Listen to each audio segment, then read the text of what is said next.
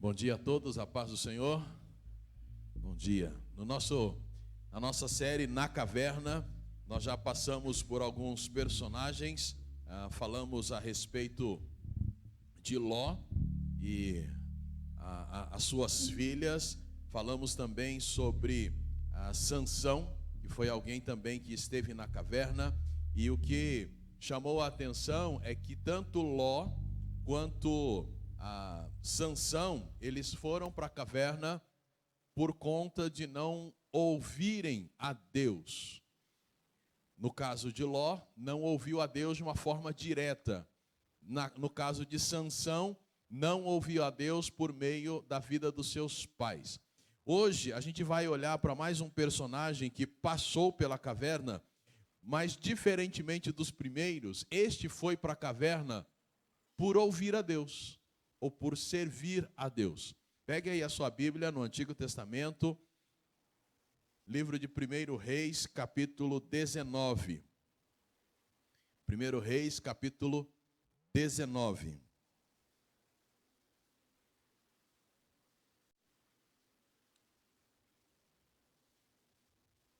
E aí então nós encontramos um pouco da história de Elias, que também foi para uma caverna. E ele, ao contrário dos demais, como já enfatizado, foi para a caverna pelo fato de ter ouvido a Deus, de ter servido a Deus. 1 Reis, capítulo 19, versículo 9, fala assim: ali entrou numa caverna, onde passou a noite. Então veio a palavra do Senhor, dizendo: Elias, que fazes aqui? Ele respondeu: tenho sido muito zeloso pelo Senhor, Deus dos exércitos, porque os israelitas abandonaram a tua aliança, derrubaram os teus altares e mataram os teus profetas pela espada. E fiquei eu, somente eu, e procuram tirar minha vida. Amém? O ministério de Elias é um profeta bastante conhecido. Na verdade, ele é um símbolo para o povo de Israel. Quando a gente olha para o Novo Testamento, a gente vai perceber várias citações em que os judeus enfatizam muito Moisés e Elias. Até lá no Monte da Transfiguração, quem aparece é Moisés e Elias. Então ele, de fato, era um ícone para o povo judeu. E a história de Elias a gente encontra em parte aqui no texto de Reis. E quando a gente olha para o capítulo 17, a gente vai perceber um momento que, digamos assim, começa a aparecer mais a pessoa de Elias, que é quando ele vai falar com o rei e vai anunciar para o rei Acabe que vai chegar um tempo de seca. E a seca vai chegar, a chuva vai cessar por consequência da atitude do povo de Israel para com Deus. Elias anuncia isso para o rei e vai para a beirada de um riacho, e lá nesse riacho ele vai passar um tempo até que o riacho vai secar. E aí então ele vai ter uma experiência de ver animais, corvos trazendo alimentação para ele.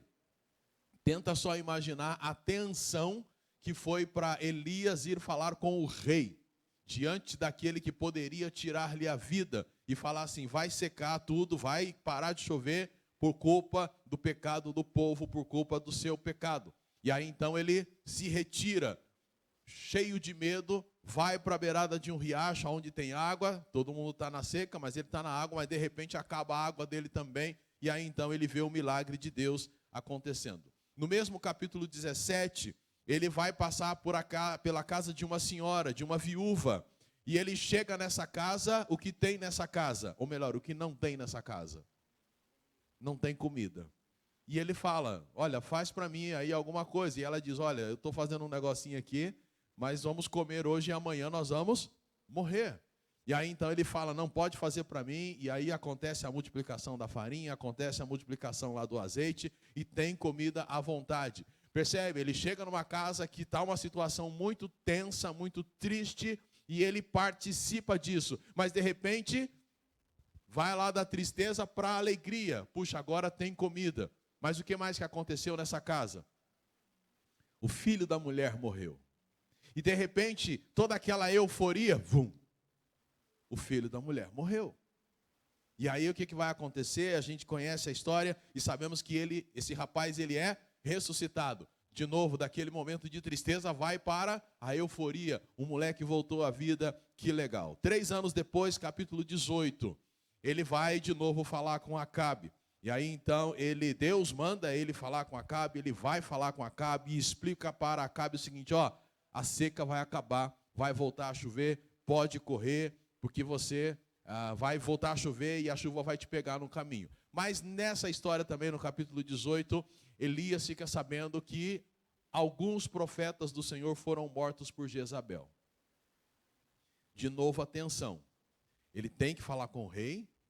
Profetas, companheiros seus de ministério estão sendo mortos. E ele, então, lida com toda essa situação. Mas ele descobre alguém ali chamado Obadias, que servia o rei, mas ao mesmo tempo servia acima de tudo a Deus, que ele protege vários profetas de serem mortos. Ele esconde 50 deles em uma caverna, 50 em outra caverna e protege. Então Elias, nesses momentos de altos e baixos, na sua emoção, de experiências, ele encontra no meio desse turbilhão todo alguém que protegeu os profetas. Mas o que acontece? A chuva vai vir. E se você ler o capítulo 18, você vai descobrir que Acabe pega o seu carro e vai embora.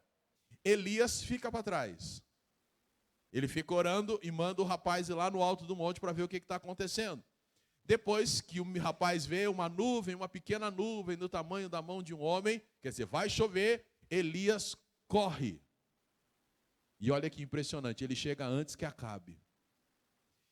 Imagina como que estava o coração de Elias, para se tornar, de repente, um velocista que corre mais rápido do que o carro do rei, do que a carruagem do rei. Olha a emoção desse homem, como sobe e desce, emoção e em cima de emoção. Ainda no capítulo 18, ele vai ter aquele confronto famoso com os 400 profetas de Baal, que passam a manhã inteira gritando, pedindo fogo. E depois é a vez de Elias, e Elias ora e o fogo vem do céu. E Deus então ordena que esses profetas de Baal sejam mortos. E o profeta Elias então ordena a execução de 400 profetas de Baal. Tenta imaginar o profeta, já tendo passado por tudo isso, olhando e vendo 400 corpos mortos à espada. Devia ter sangue no chão. Tenta imaginar a cabeça do profeta, tendo visto um milagre do fogo descendo do céu, consumindo aquele sacrifício, e agora ele está vendo 400 corpos. Eram de profetas do Deus estranho, mas são 400 corpos que estão ali jogados no chão. E Elias então afirma, olha, tudo vai acontecer. Mas aí então acontece o quê?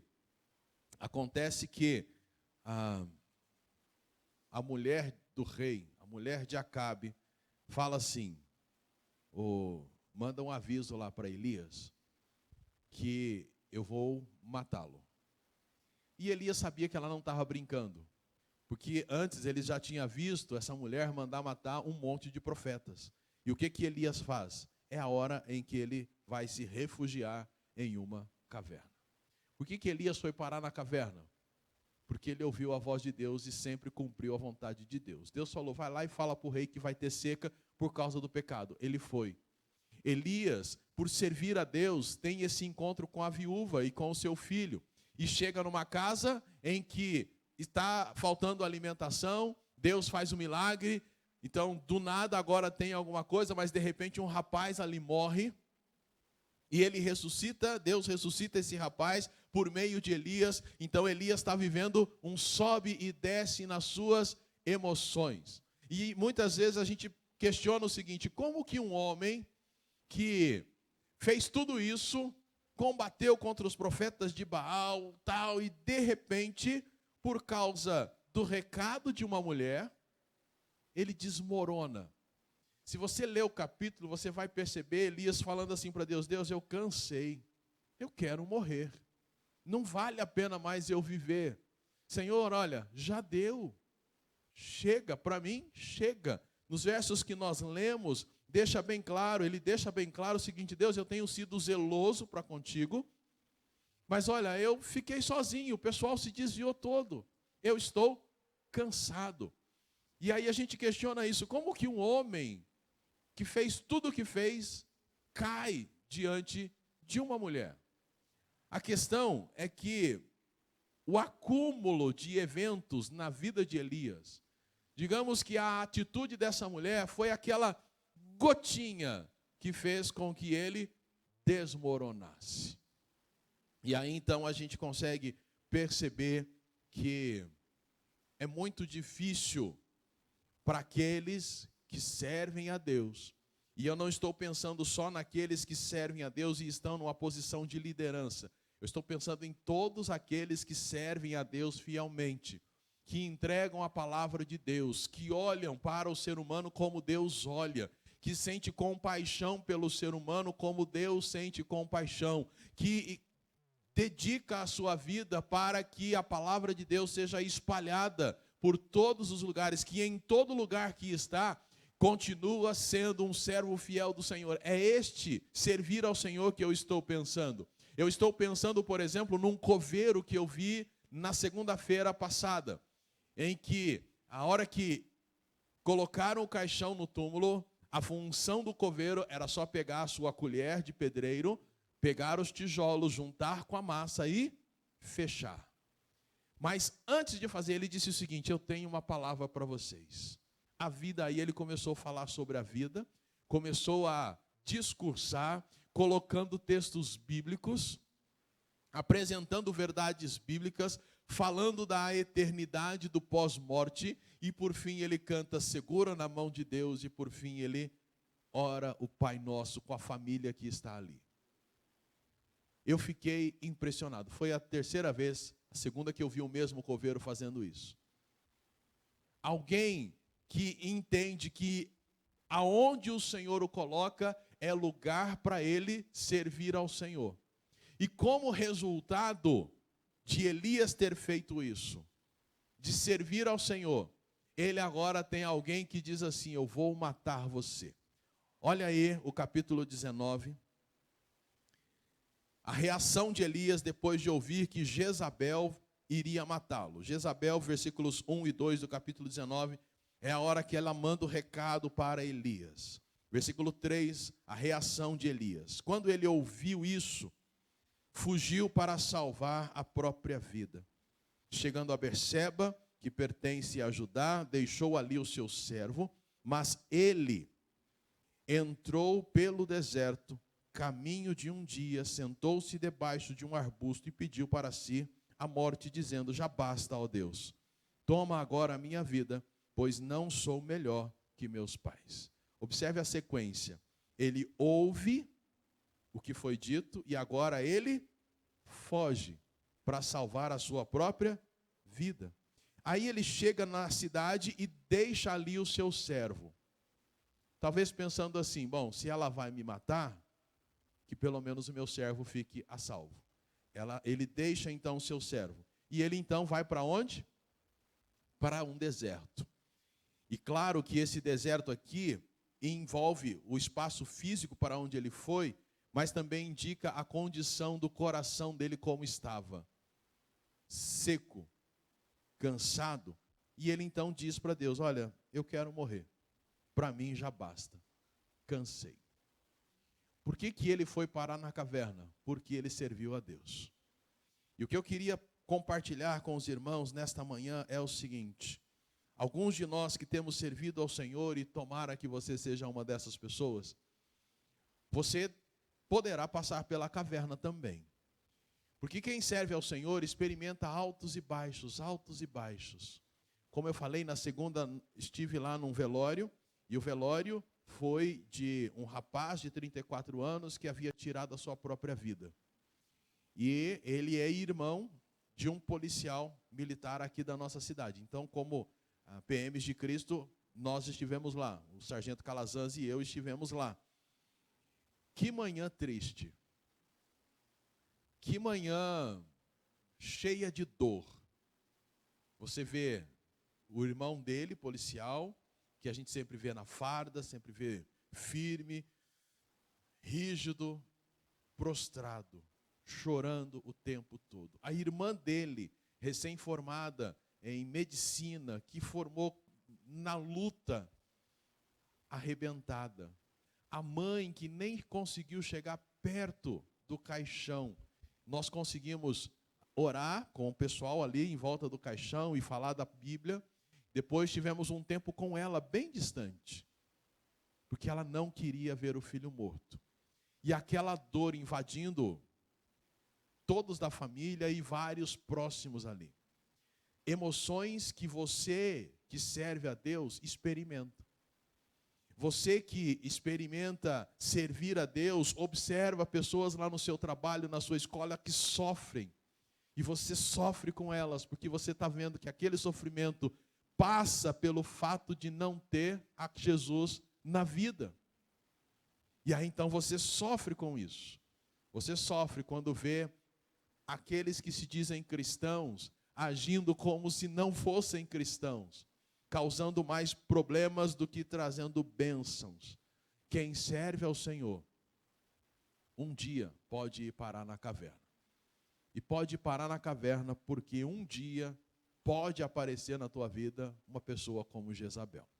Alguém egoísta, instrumento de Satanás, para te dar uma palavra, para fazer um comentário, para dar aquela cutucadinha desnecessária, mas um instrumento útil nas mãos de Satanás para colocar você na caverna. Para que simplesmente você pense em desistir. Para que você cogite abandonar tudo e falar assim, quer saber? Não quero mais servir ao Senhor. Ao longo dos anos de ministério pastoral, tenho acompanhado alguns colegas que chegam a esse ponto de falar assim, quer saber? Não quero mais ministério. De cristãos que dizem assim, quer saber? Esse negócio de igreja, não quero mais. É muita gente falsa, é muita briga pelo poder. Vou ficar na minha casa e vai embora. Tem muita gente que simplesmente abandona tudo. Alguns literalmente estão na caverna, no sentido de estarem doentes emocionalmente, estarem precisando de ajuda. Mas aí a gente olha de novo para o texto e vê quem é que estava na caverna além de Elias. Vocês perceberam quem é que está na caverna além de Elias? O próprio Deus está ali com ele na caverna. A pergunta do Senhor para Elias, versículo 9. Elias, o que você faz aqui? Ele não disse, Elias, o que você está fazendo aí? Ele disse, Elias, o que você está fazendo aqui? E a continuação da história vai nos mostrar que o Senhor cuida de Elias, que o Senhor alimenta Elias, que o Senhor conversa com ele, e o Senhor o coloca de novo. Olha, tem um negocinho para você fazer. E aí manda Elias ir fazer. E o legal é que Elias levanta e vai fazer. Olha, vai lá e unge fulano como rei, vai lá e faça isso, faça isso. E aí ele volta para a sua caminhada.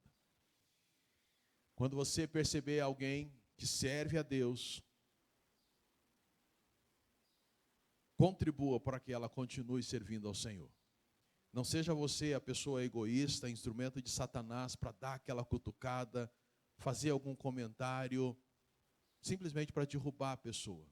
Simplesmente porque você tem os seus interesses. Se você serve a Deus, quando levar o cutucão e for para a caverna, entenda que lá você não está sozinho. O Senhor está lá com você, para falar com você, para te alimentar e para te colocar de novo no serviço. Não abandone. Não pare de servir ao Senhor. Jamais desista do ministério que Deus te deu. Porque o Senhor sempre está conosco. O Senhor jamais nos abandona. Mas sim, aqueles que servem a Deus têm uma grande possibilidade de um dia ir parar na caverna. Porque quando a gente serve ao Senhor, a gente incomoda o reino das trevas. E infelizmente, no meio nosso, tem muita gente que não é trigo, é joio, é instrumento de Satanás. Cutuca, só para ver a gente olhar e falar assim: Deus, eu estou cansado, eu não quero mais. Mas olha, Jezabel se deu mal. Leia a história e você vai ver que essa mulher se deu mal. E sabe por que ela se deu mal? Porque quando ela enfrenta um homem de Deus, uma mulher de Deus, um servo de Deus, ela na verdade está brigando contra o próprio Deus. No Novo Testamento a gente tem Paulo dizendo o seguinte: olha, tem um fulano, o latoeiro, né? Esqueci o nome dele agora, não sei se não é Rufo não, mas ele é chamado de latoeiro, que causou para mim, Paulo falando, muitas dificuldades, muitas. Então na história, não só Elias, mas homens de Deus no Novo Testamento também passaram pelo mesmo problema. Nós conhecemos uma história, e com ela eu termino, de uma mulher que durante o culto se levantou. Ela estava visitando a igreja e ela disse: eu sou amante do pastor. E o pastor disse: é mentira. E ela falou: é verdade. É mentira, é verdade. E aí então, ela disse: você, pastor, tem uma marca em tal lugar do seu corpo. E essa marca realmente existia e estava numa parte íntima do corpo do pastor. A igreja então acreditou naquela mulher, a esposa do pastor também acreditou na mulher, e ele perdeu o ministério, acabou com o seu casamento. E passado, eu acho que mais ou menos, não sei se 10, 20 anos depois, esse homem está acabado, longe do ministério. E aí então, esta que o acusou, dizendo que era amante dele, conta a verdadeira história. Ele passou por uma cirurgia, acho que estava internado, e esta mulher, por ter alguém dentro do hospital que ela conhecia, conseguiu ter acesso aonde o pastor estava e conseguiu ver o corpo dele. E aquela marca, então, foi da onde ela descobriu que ele tinha aquela marca. E ela então inventou toda a história, instrumento de Satanás, e destruiu a vida daquele pastor. Foram 20 anos, digamos assim, na caverna. 20 anos longe do ministério, porque alguém, instrumento de Satanás, quis derrubar esse homem de Deus. Talvez isso possa estar acontecendo, ou ter acontecido, ou irá acontecer com aqueles que estão aqui, que servem fielmente ao Senhor.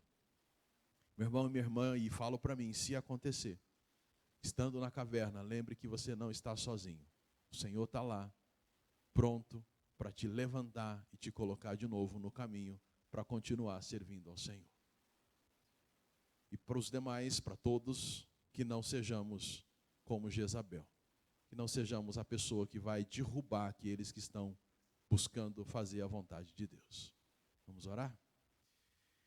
Obrigado, Deus, pela tua palavra. E que o Senhor visite aqueles que estão na caverna por estarem servindo ao Senhor. De fato, servir ao Senhor envolve muitas emoções, altos e baixos, momentos em que o coração daquele que serve ao Senhor fica dilacerado, extremamente cansado. E por vezes aparecem os instrumentos de Satanás, servos do diabo, que vêm para dar um cutucão, para ameaçar, para tirar a paz daqueles que estão servindo ao Senhor. E o Senhor, ó Deus, está vendo isso. E mesmo quando vamos para a caverna, queremos desistir, o Senhor não desiste e nos chama de volta para continuar servindo ao Senhor, exercitando o nosso ministério. Anima aqueles que estão na caverna, estão cansados, muitas emoções, e ajuda para que não sejam mais atacados por estas pessoas que têm sido úteis nas mãos do diabo. Anima-nos, é o que pedimos ao Senhor, em nome de Jesus. Amém. Amém. Que Deus abençoe nosso tempo de aula, que Deus fale profundamente ao coração de cada um de nós. E à noite estaremos aqui para o nosso tempo de celebração. Que Deus os abençoe.